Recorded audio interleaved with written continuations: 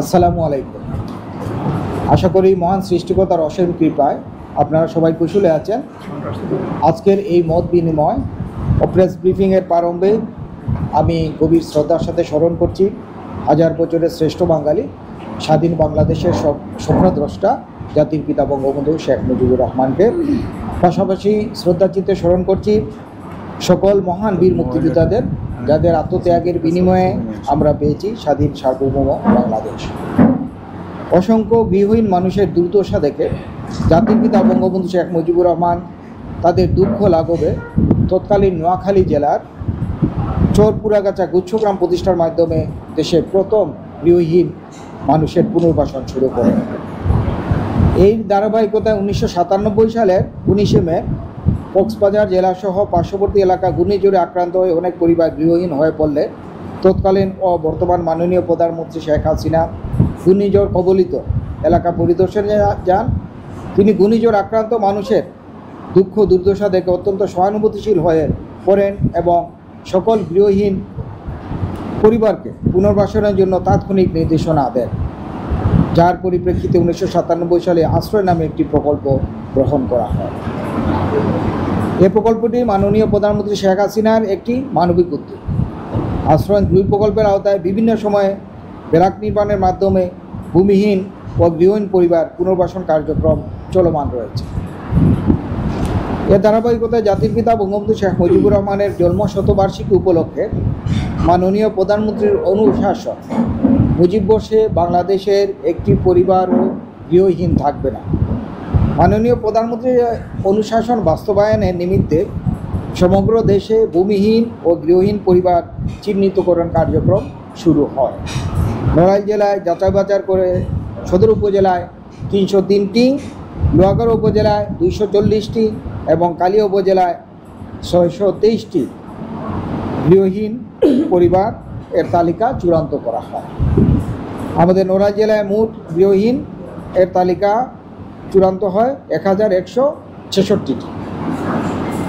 আশ্রয় 2 প্রকল্প এবং দুর্যোগ ব্যবস্থাপনা ত্রাণ মন্ত্রণালয়ের গ্রামীণ অবকাঠামো সংস্কার কাবিকা প্রকল্পের মাধ্যমে তালিকাভুক্ত ভূমিহীন ও গৃহহীন পরিবারকে ন্যূনতম পক্ষে 200 কৃষি খাস জমি বন্দোবস্ত প্রদান পূর্বক একক গৃহ নির্মাণের মাধ্যমে পুনর্বাসন কার্যক্রম চলমান রয়েছে। ইতিমধ্যে এ জেলার সদর উপজেলায় 171টি, লোহাগড়া উপজেলা 120টি এবং কালিয়া উপজেলার 623টি গৃহ নির্মাণপূর্বক গৃহ জমির মালিকানা সংক্রান্ত কাগজপত্র উপকারভোগী পরিবারের নিকট হস্তান্তর করা হয়েছে। গত 9/8/2024 খ্রিস্টাব্দ তারিখে এ জেলার কালিয়া উপজেলাকে ভূমিহীন ও গৃহহীন মুক্ত ঘোষণা করা হয়েছে। নড়াইল সদর উপজেলার 116টি এবং লোহাগড়া উপজেলার 97টি গৃহের নির্মাণ কাজ চলমান রয়েছে। এ সকল গৃহের নির্মাণ কাজ প্রায় সমাপ্তির পথে। এ জেলার নড়াইল সদর ও লোহাগড়া উপজেলাকে ভূমিহীন ও গৃহহীন মুক্ত উপজেলা ঘোষণার প্রস্তাব প্রেরণ করা হয়েছে। আগামী 11 জুন 2024 তারিখ পঞ্চম পর্যায়ে বরাদ্দকৃত গৃহ জমির মালিকানা সংক্রান্ত কাগজপত্র মাননীয় প্রধানমন্ত্রী ভিডিও কনফারেন্সের মাধ্যমে উপকারভোগীদের মাঝে হস্তান্তর করতে সদয় সম্মতি জ্ঞাপন করেছে। মাননীয় প্রধানমন্ত্রীর এই ঘোষণার মাধ্যমে নড়াইল জেলা ভূমিহীন ও গৃহহীন মুক্ত জেলায় পরিণত হবে। মাননীয় প্রধানমন্ত্রী কর্তৃক গৃহ জমির কাগজপত্র উপকারভোগীদের মাঝে হস্তান্তরের অনুষ্ঠানটি গণমাধ্যম সহ বিভিন্ন সামাজিক যোগাযোগ মাধ্যমে বহুল প্রচার করা একান্ত প্রয়োজন। পরিশেষে মাননীয় প্রধানমন্ত্রীর এই মহতী উদ্যোগ গণমাধ্যম সহ বিভিন্ন সামাজিক ও যোগাযোগ মাধ্যমে বহুল প্রচারের প্রয়োজনীয় ব্যবস্থা গ্রহণের জন্য আপনাদের সকলের সহযোগিতা কামনা করছি এবং আজকের এই মত বিনিময় এবং প্রেস ব্রিফিংয়ের সমাপ্তি ঘোষণা করছি।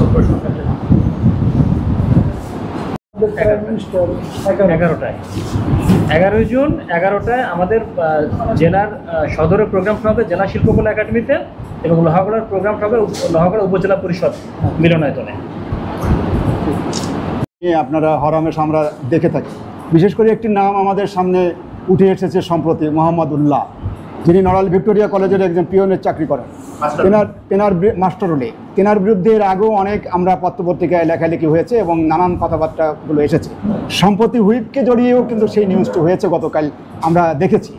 আপনার নিশ্চয়ই আপনার দৃষ্টিতে এসেছে এই বিষয় যদি এইভাবে চলে তাহলে আমরা স্মার্ট ভূমি ব্যবস্থা এবং ভূমি সেবা রক্ষার যে আইন 2023-এর তার ইমপ্লিমেন্টটা কীভাবে হচ্ছে, এই 2 শতক জায়গাও কি মোহাম্মদুল্লাহর মতো লোকের হস্তক্ষেপ পড়বে কিনা, নিশ্চিত কিনা, এই বিষয়টি ছাড়া যদি এই সপ্তাহের উপলক্ষেই প্রেস ব্রিফিংয়ের মাধ্যমে আমাদেরকে যদি একটু পরিষ্কার করে। হ্যাঁ, দেখেন, আমরা যে জায়গা দিচ্ছি হয় খাস জমিতে দিচ্ছি অথবা জায়গা ক্রয় করে দিচ্ছি, সুতরাং সেই জায়গা সেখানে আমরা ঘর নির্মাণ করে ঘর সহ তাকে দলিল দিচ্ছি, তাকে নামজারি খতিয়ান দিচ্ছি, দলিল দিচ্ছি, ঘর দিচ্ছি। তো সেই ক্ষেত্রে কোনো রকমের কোনো জটিলতার কোনো সুযোগ নাই। এখানে কেউ এসে দখলের কথাও বলতে পারবে না, সত্যের কথাও বলতে পারবে না, মালিকানার কথাও বলতে পারবে না। সুতরাং আমাদের এই মাননীয় প্রধানমন্ত্রীর এই যে আশ্রয়ণ প্রকল্পের মাধ্যমে যাদেরকে পুনর্বাসন করা হচ্ছে, আমরা জেলার সকল গৃহহীন ভূমিহীন মানুষকে আমরা পুনর্বাসন করছি। এক্ষেত্রে কোথাও কারো কোনো রকমের কোনো সমস্যা হবে না।